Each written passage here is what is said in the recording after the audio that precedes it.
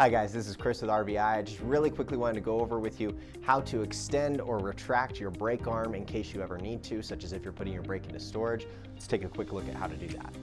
So when you first start out, you're going to just have your brake out like this, and in order to be able to move this arm back and forth, you're going to need to have this claw portion out of the supports here at the end.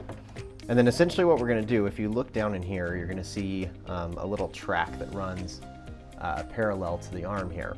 And whenever the brake arm sits in one of these tracks, that's where it locks in place. But obviously we need to move it around within this. So essentially what you're going to do is you're going to grab the arm itself at a bit of an angle here, kind of like you would be with a briefcase or a suitcase or something like that.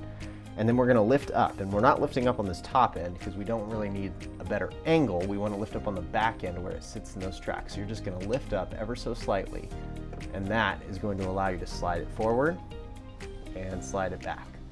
And you should have freedom to move it as much as you need to while you're holding it like that.